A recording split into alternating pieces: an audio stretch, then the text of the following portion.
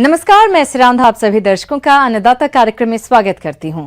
किसान हमारे देश के अन्नदाता हैं और वे ही हमारे देश के भाग्य विधाता हैं। ऐसे ही भारतीय किसानों को खेती बाड़ी से जुड़ी हुई बहुत सी नई लाभकारी जानकारियां देने के लिए हर रोज सुबह हम आपके साथ आते हैं। तो चलिए कार्यक्रम शुरू करने से पहले देखते हैं क्या है आज के अन्नदाता में। अगेती मटर उगाएं, अच्छी आमदनी पाएं।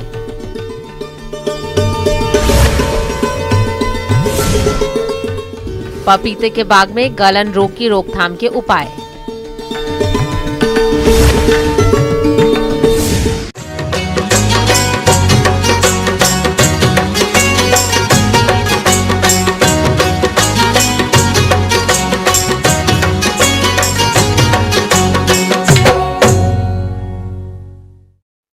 खेती तो बहुत से किसान भाई करते हैं, लेकिन लाभ वही किसान ले पाते हैं जो बाजार मांग के अनुसार फसलों का चुनाव करते हैं।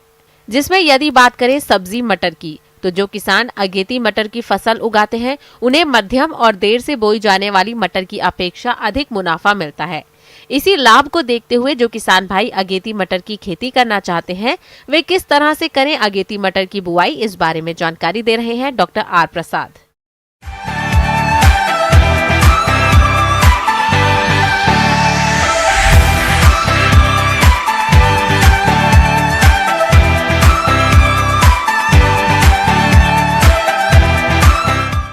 जी किसान भाई नमस्कार।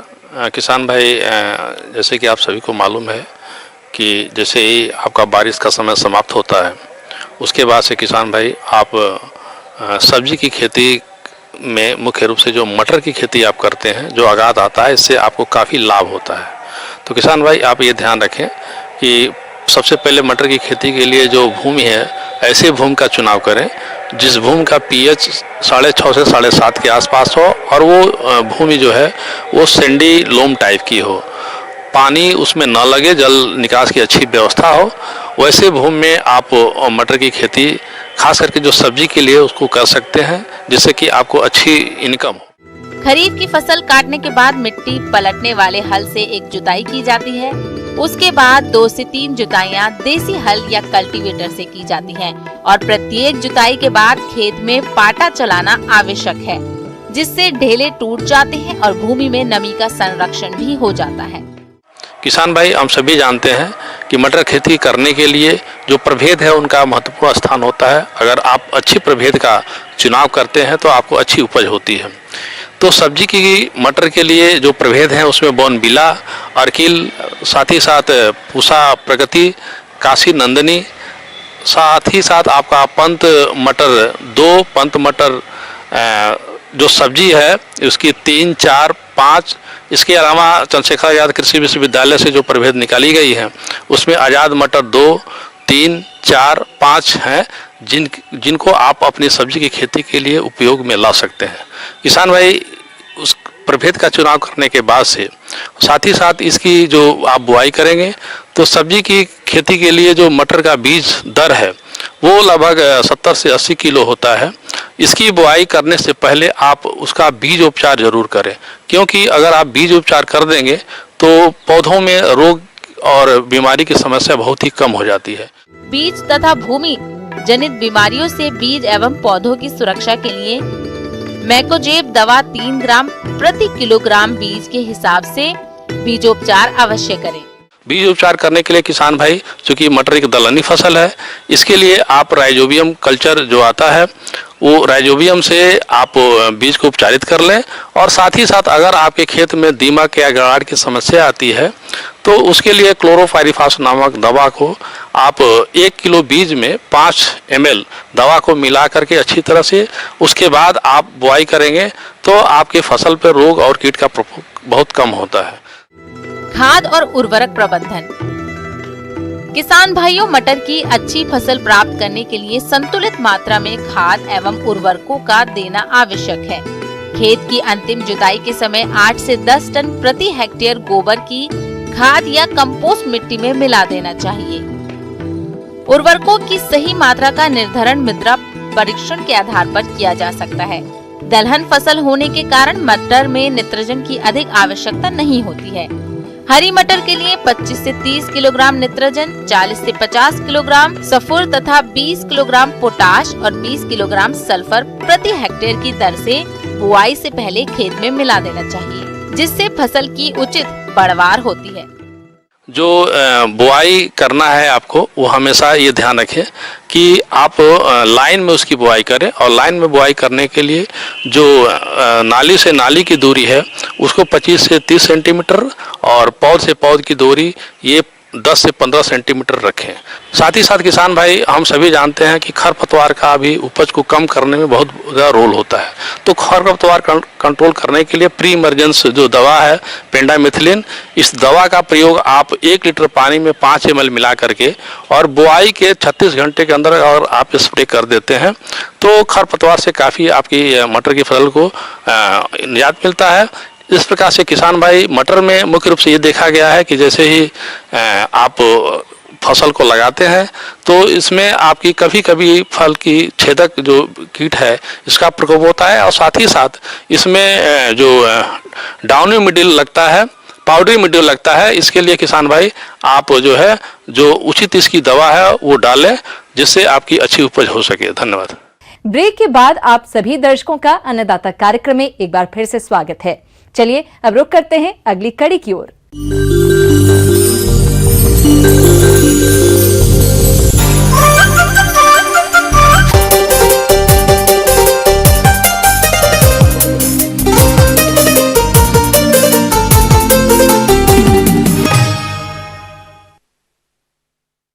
दलहनी फसलों के अंतर्गत हमारे जिन किसान भाइयों ने उड़द की खेती की है, उनकी फसल इस समय बढ़वार की अवस्था पर है और इस फसल से अधिक उत्पादन प्राप्त करने के लिए उड़द की फसल में कुछ आवश्यक कार्यों का किया जाना जरूरी है।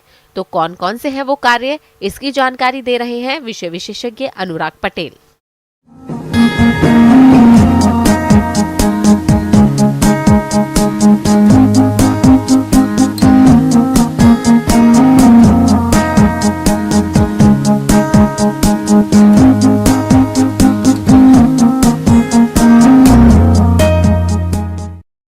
किसान भाइयों, आज हम बात करेंगे उर्द की खेती के बारे में। जैसा कि हमें पता है कि उर्द की बोनी हो चुकी है, अब उसमें हमें क्या क्या क्रियाएं करनी हैं इसको हम ध्यान देते हैं। उर्द की फसल में आपके खरपतवार आ गए होंगे, तो उन खरपतवारों के प्रबंधन के लिए समन्वित खरपतवार प्रबंधन विधि अपनाई जानी चाहिए, क्योंकि खरपतवार जो होते हैं हमारे फसलों से प्रतिस्पर्धा करते हैं, फसलों को दबा देते हैं। खरपतवार तेजी गति से बढ़ते हैं, खरपतवार सामान्यतः आगे निकल जाते हैं, पौधों से ऊपर चले जाते हैं। सबसे पहले तो यदि आपने लाइन से बोई की होगी तो उसमें आप डोरा चला सकते हैं, या कोई हैंडहो टाइप का यंत्र होगा उसको चला के आप उससे निदाई गुड़ाई कर देंगे, उससे मिट्टी भी चढ़ जाएगी, खरपतवार भी कट जाएंगे, सूख जाएंगे उसमें। अगर आपने लाइन से सोइंग नहीं की है तो आप हल्की निदाई मजदूर लगा के निदाई कर लीजिए और खरपतवार निकाल कर उसको अलग कर दीजिए। किसान भाइयों, खरीफ मौसम में उर्द की फसल से अच्छा उत्पादन प्राप्त करने के लिए फसल की उचित बढ़वार का होना जरूरी होता है। इसी बात को ध्यान में रखते हुए आप जल निकास की व्यवस्था कर जरूरत होने पर सिंचाई करें। इसके बाद किसान भाइयों, बात आती है जल प्रबंधन की। अभी बारिश हो रही है, अगर लगातार बारिश थोड़ी थोड़ी होती जा रही है, कभी तेज बारिश हो जाती है तो आपके खेत में जल जमाव की भी समस्या हो सकती है। आसपास की जो नालियां हैं, नालियां चौक हो सकती हैं, जल निकासी में समस्या हो सकती है। तो लगातार खेत को हम यदि देखते रहें और यदि कहीं पानी का भराव होने की संभावना है तो नालियों को, उसके मेड़ को, उसके मोघा को, जिसको यहाँ कहते हैं, उसको फोड़ देना चाहिए ताकि पानी निकल जाए। यदि स्थिति ये है कि लंबा ड्राई स्पेल आ गया है, सूखे की स्थिति है, पौधे मुरझाने की स्थिति में आ रही है, तो सिंचाई का भी प्रबंधन हमको करना चाहिए। हमें इसकी क्रांतिक अवस्थाओं पर विशेष ध्यान देते हुए सिंचाई करना चाहिए। जैसे फली लग रही हो तो उस समय नमी की कमी नहीं होनी चाहिए, नहीं तो हमारी पैदावार प्रभावित होगी। तो सिंचाई के लिए भी आपके पास ट्यूबवेल है या कहीं नदी नालों से पंप लगाकर इसकी सिंचाई का प्रबंधन आप कर सकते हैं। किसान भाइयों, उर्द की फसल को कीट और रोग अधिक नुकसान पहुंचाते हैं। जिसकी वजह से फसल के उत्पादन में कमी आ जाती है। इसलिए आप इनकी पहचान कर नियंत्रण के लिए क्या करें, आइए इस बारे में जानकारी लेते हैं। खरपतवार प्रबंधन एवं जल प्रबंधन के बाद उड़द की खेती में सबसे महत्वपूर्ण जो बात है वो है कीट एवं रोग का प्रबंधन। इसमें सबसे प्रमुख रोग है पीला मोजाइक। इसमें उड़द की फसल देखेंगे तो पीले पड़ जाते हैं, जिसको पीला मोजाइक, पीला सिरा मोजाइक बीमारी कहते हैं। ये एक विषाणु जनित रोग है। अगर आप लगातार खेत का निरीक्षण कर रहे हैं, कहीं भी पीला मोजाइक टाइप के लक्षण दिख रहे हैं, सिराएं उसकी पीली हो रही हैं, तो उस पेड़ को जड़ से उखाड़ लेना चाहिए। जड़ से उखाड़ कर गड्ढा खोद के और ज़मीन में उसको गाड़ देना चाहिए। इसके अलावा उसमें जो चूसक कीड़े हैं, जैसे कि सफ़ेद मक्खी उनके पत्तियों के नीचे आप देखेंगे दिन में बैठे रहेंगे, सफ़ेद सफ़ेद रहती हैं। ये एक पेड़ से दूसरे पेड़ पर जाके बैठती हैं और रोग को फैलाती हैं। ये उसके वेक्टर कीट कहलाते हैं। इनका प्रबंधन जरूरी है।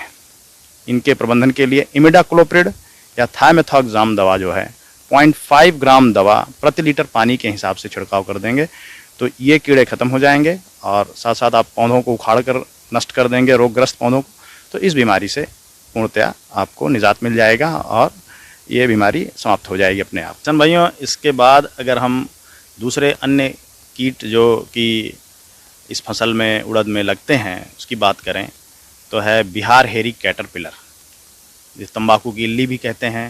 हालांकि उसके स्पीसीज का थोड़ा सा अंतर है, उसमें धारियां होती हैं तो इसमें बाल होते हैं, हल्के हल्के रोए होते हैं। तो इस कीट के नियंत्रण के लिए आप देखेंगे कीट सामान्यतया इसका जो कीट है वो अंडे जो देता है वो कुछ ही पौधों पर देता है, गुच्छों में अंडे देता है। और उन पौधों की अगर हम पहचान कर ले जाएं तो हम इन स्रोत को, उसके अंडे को निकाल के वहाँ से पौधे को उखाड़ कर और पौधे को नष्ट कर दें तो हमारा ये एक मैकेनिकल कंट्रोल हो जाएगा। एक यदि इससे भी नियंत्रित नहीं हो पा रहा है तो हमें इसके बाद कुछ जैविक कीटनाशक दवाओं पर जाना चाहिए। जैसे नीम का तेल है, 5 ml तेल प्रति लीटर पानी के हिसाब से आप छिड़काव कर देते हैं तो इल्लियों का काफ़ी नियंत्रण हो जाएगा। फिर भी यदि नियंत्रण नहीं हो रहा है तो हमें रासायनिक दवाओं पर जाना चाहिए अंतिम विकल्प के रूप। इमामेक्टिन बेंजोएट 450 ml दवा प्रति हेक्टेयर के हिसाब से छिड़काव कर देंगे। इसके अलावा अगर उस क्षेत्र में ये दवाएं उपलब्ध नहीं हैं तो क्लोरोपाइरिफास सस्ती दवा है, 2 ml दवा प्रति लीटर पानी के हिसाब से छिड़काव कर देंगे। किसान भाइयों, मेरे द्वारा बताई गई बातों पर यदि आप अमल करते हैं 10, 15, 20 दिन तक तो आपको निश्चित तौर पर अच्छी फसल आएगी और आप अच्छा उत्पादन प्राप्त कर सकते हैं। ब्रेक के बाद एक बार फिर से आप सभी दर्शकों का अन्नदाता कार्यक्रम में स्वागत है। बढ़ते हैं अगली प्रस्तुति की ओर।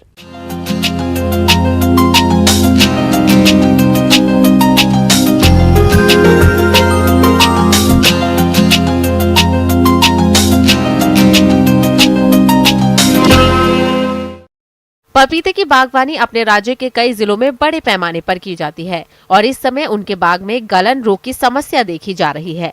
यदि आपके द्वारा समय रहते इसकी रोकथाम के उपायों को नहीं अपनाया गया तो इससे बाग में काफी नुकसान हो सकता है।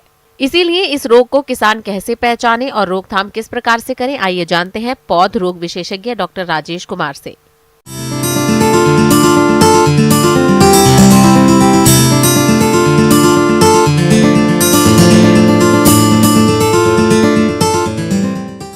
पपीता सामान्यतः देखा जाता है कि सभी लोग इसके खाने के लिए पसंद करते हैं और इसकी खेती भी बहुतायत मात्रा में होती है। तो जहाँ कहीं भी अगर मान लीजिए 15 डिग्री से अगर नीचे तापमान नहीं जाता है वहाँ पर पपीता खेती के लिए अनुकूल तापमान है। लेकिन जब हम लोग देखते हैं कि बारिश के समय गलती कहाँ होती है कि बारिश के समय किसान भाई पपीते के पौधे में मिट्टी चढ़ा देते हैं और मिट्टी चढ़ाने के साथ जो मिट्टी नई मिट्टी है और उसके तना के साथ जो संपर्क हो जाता है और उसके बाद उसका तना गलन का जो है समस्या बहुत कॉमन है वो आ जाता है। उसमें जो है हम लोग देखते हैं जाइलम और फ्लोएम दोनों भाग जो है बहुत तेजी से गलने लगता है, सड़ने लगता है। तना गलन रोग में सर्वप्रथम लक्षण भूमि सतह के पास से पौधे के तने पर जलीय दाग या चकत्ते के रूप में प्रकट होते हैं। अनुकूल मौसम में ये जलीय दाग आकार में बढ़कर तने के चारों ओर फैलने लगते हैं। रोगी पौधे के ऊपर की पत्तियां मुरझा जाती हैं तथा उनका रंग पीला पड़ जाता है। तने का रोगी स्थान कमजोर पड़ जाने के कारण पूरा पेड़ आधार से ही टूटकर गिर जाता है।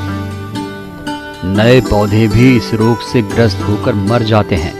इसकी रोकथाम के लिए बागीचों में जल निकास का उचित प्रबंध करना चाहिए। रोगी पौधों को शीघ्र ही जड़ समेत उखाड़ कर जला दें। ऐसा करने से रोग के प्रसार में कमी आती है।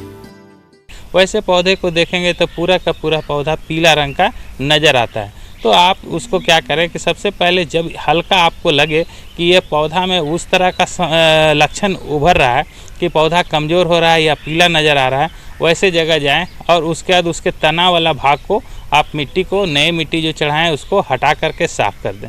और उसके बाद जो एरिया है, अगर आपके पास जो है चाकू की सहायता से पहले आप साफ़ पानी से उसकी धुलाई कर दें, उसमें जल निकास की व्यवस्था हो, और चाकू की सहायता से उस जो खराब या सड़न वाला भाग है उसको काट करके छील करके निकाल दें।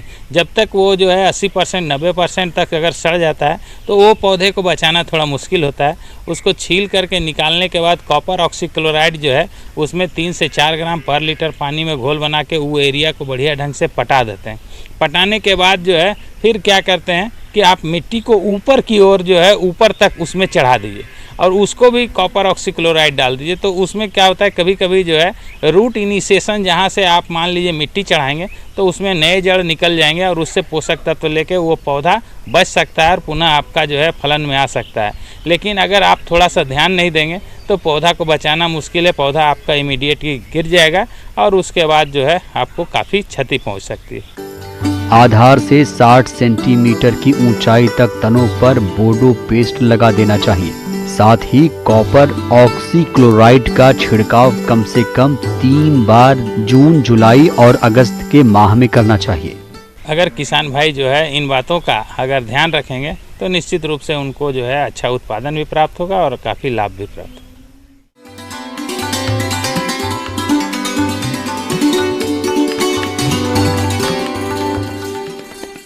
अन्नदाता हेल्पलाइन निःशुल्क फोन संपर्क सेवा के माध्यम से आपके द्वारा पूछे गए प्रश्नों में से 1 या 2 महत्वपूर्ण प्रश्न को हम अपने कार्यक्रम में शामिल करते हैं। इसी के तहत आज का चयनित प्रश्न और उसका जवाब इस प्रकार है। आज की अन्नदाता हेल्पलाइन में हमने जिस प्रश्न को शामिल किया है उसे पूछा है गांव खारा, जिला बीकानेर के विक्रम सिंह ने। आपने जैव उर्वरकों के बारे में जानकारी चाहिए है, तो इसके लिए देखिए कार्यक्रम का यह अंश।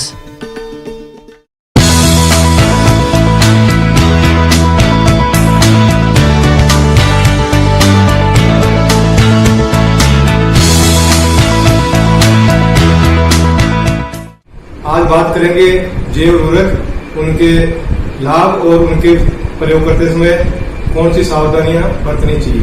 राइजोबियम जो कल्चर है, जो आप उसको काम में ले रहे हो, तो राइजोबियम जीवाणु है वो 50 से लेकर के 200 किलोग्राम नाइट्रोजन प्रति हेक्टेयर स्थिरीकरण करता है। दूसरा इसका यह है कि राइजोबियम जो जीवाणु है, जिस दलहनी फसल के साथ दलहनी फसल आपने लगाई है तो उसका दूसरी अगली फसल के लिए 50 किलोग्राम नाइट्रोजन प्रति हेक्टेयर वो सेव रखता है, ताकि अगली फसल को 50 किलोग्राम नाइट्रोजन प्रति हेक्टेयर आराम से मिल जाता है। एजोटोबैक्टर और एजोस्पिरिलम जो जैव उर्वरक है वो विटामिन और बढ़ती नियामक पदार्थ भी सप्लाई करते हैं। आइए एक नजर डालते हैं जैव उर्वरक एजेटोबैक्टर एवं एजोस्पाइरिलम से होने वाले लाभ के बारे में। इसके प्रयोग से 10 से 12% तक पैदावार में वृद्धि होती है तथा फलों एवं दानों का प्राकृतिक स्वाद बना रहता है। इसके अलावा 20 से 30 किलोग्राम नाइट्रोजन की बचत होती है। इसके प्रयोग से अंकुरण शीघ्र और स्वस्थ होता है तथा जड़ों का विकास अधिक एवं शीघ्र होता है।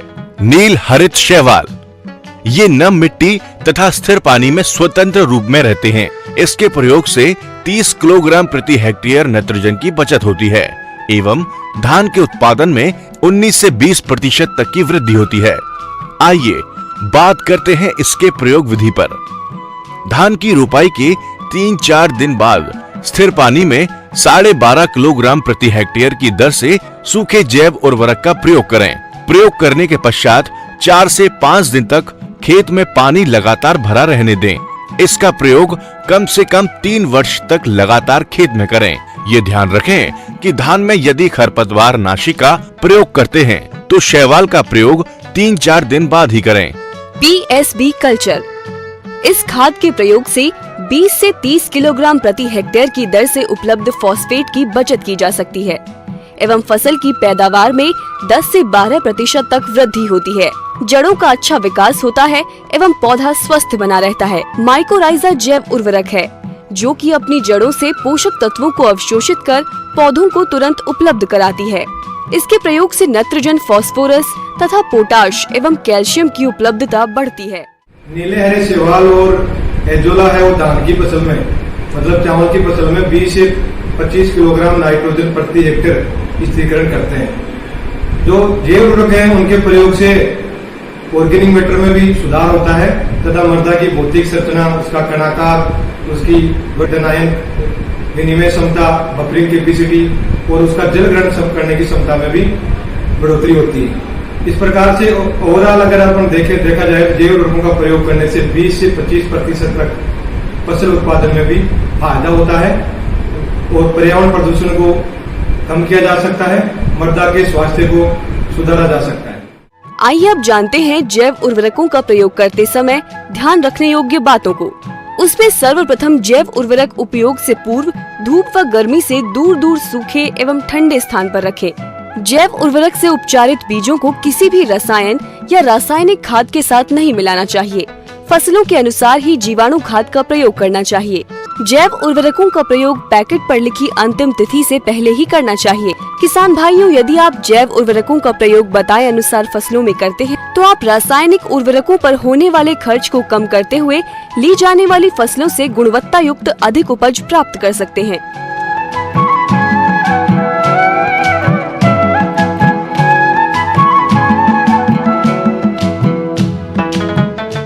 जैव उर्वरकों का प्रयोग उसी क्रम में करना चाहिए जो बीज उपचार का क्रम है।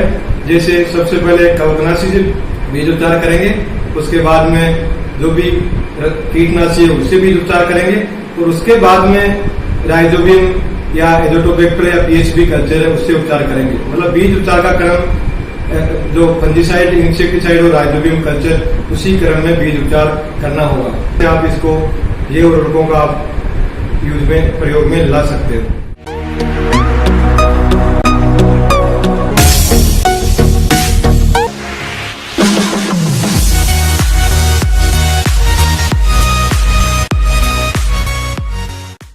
आइए अब एक नजर डालते हैं राज्य की कुछ चुनी हुई मंडियों की प्रमुख फसलों के बाजार भाव पर।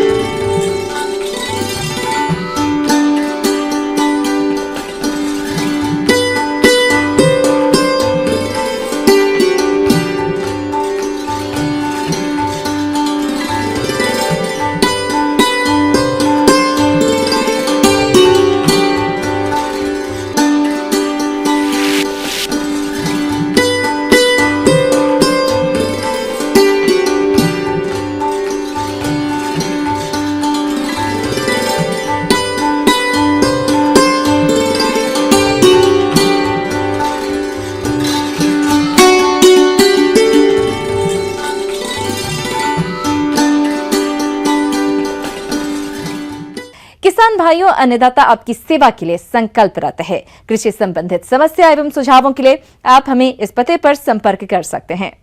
प्रोड्यूसर अन्नदाता, news 18 Rajasthan, Ramoji film city, Hyderabad 501512। साथ ही आप हमें ईमेल भी कर सकते हैं। हमारा ईमेल है p18annadataraajasthan@nw18.com। इसके अतिरिक्त आप हमें निःशुल्क हेल्पलाइन नंबर 180041921555 पर सोमवार से शनिवार सुबह 10 बजे से शाम 4 बजे के बीच संपर्क कर सकते हैं।